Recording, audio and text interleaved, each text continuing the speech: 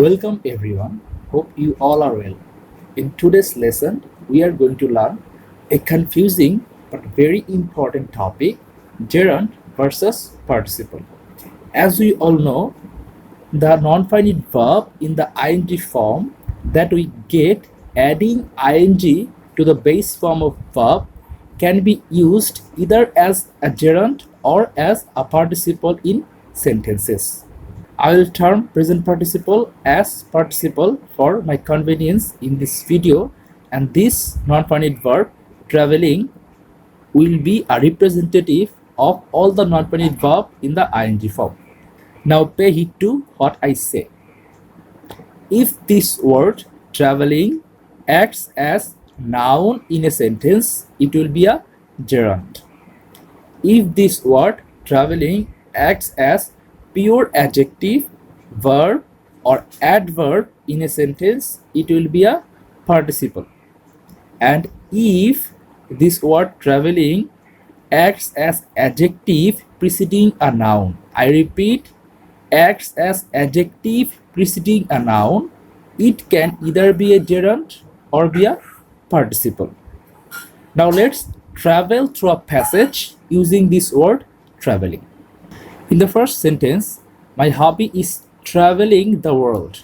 Here, traveling is working as a subject complement, sitting next to the be verb. And as it is a noun complement, it's a gerund. Traveling the world can be expensive, but it can be thrilling. Here, thrilling is a pure adjective, and as it sits next to the be verb, it's an adjective complement and a participle. Here, traveling is placed as a subject, and subject can be a noun, so it's a gerund. I, along with my friends, enjoy traveling. Here, traveling has been placed next to a transitive verb, and after transitive verb, we place object, and object can be a noun, so it's a gerund. Traveling people like us never get tired of traveling. After preposition, we generally place noun as the object of that preposition. So as it is a noun, it's a gerund after preposition.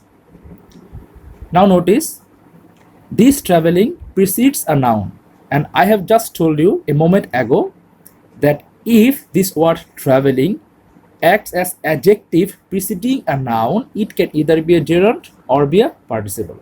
So I'm coming to this after a while.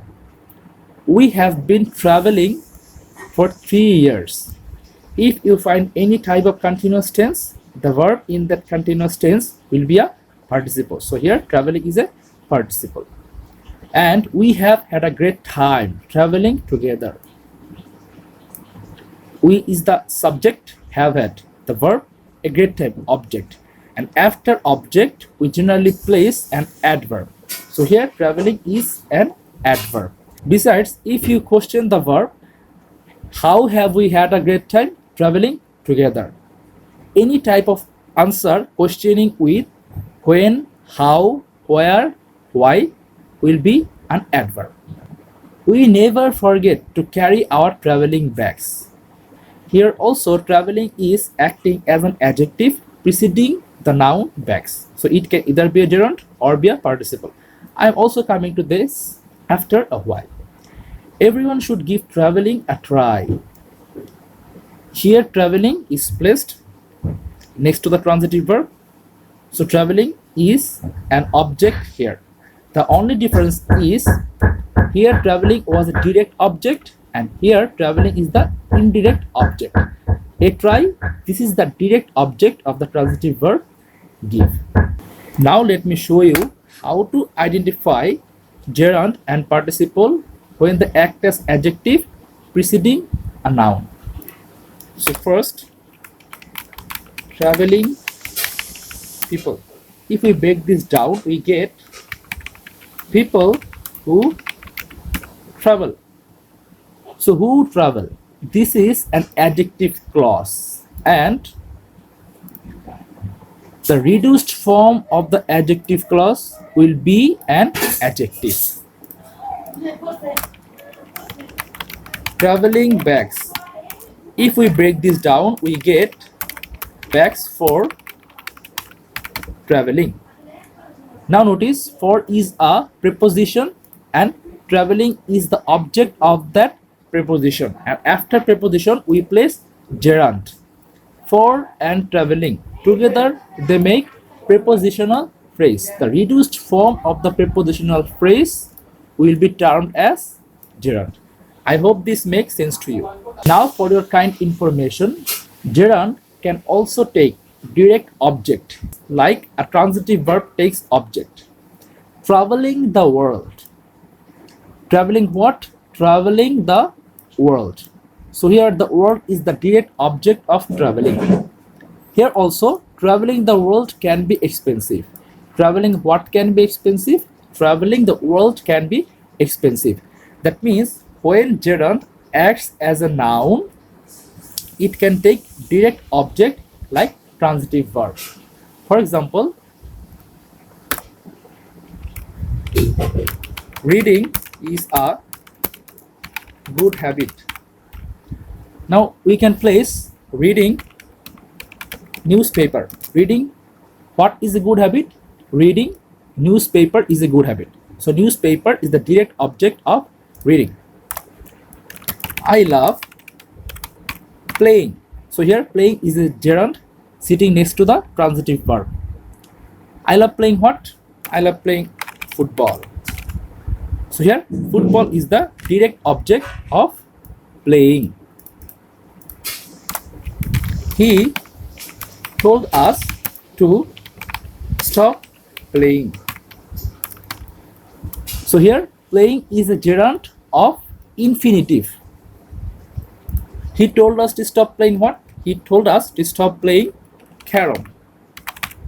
So here carom is the direct object of gerund playing.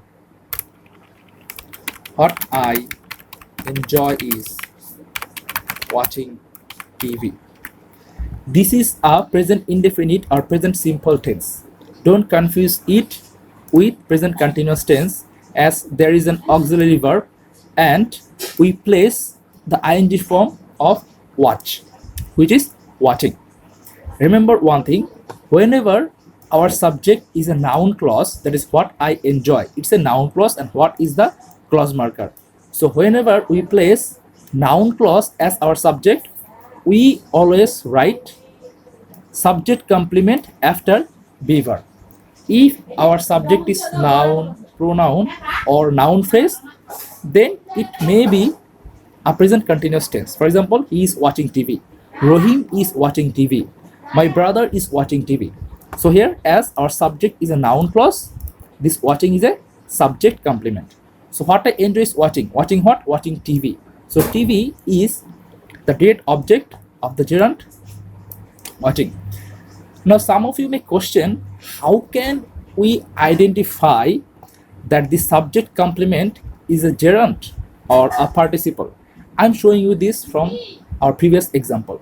Here my hobby is traveling and it can be chilling. How could I just say that this subject complement is a gerund and this subject complement is a participle or adjective complement? Let me write down these two sentences. My hobby is traveling and it can be chilling. Now place very.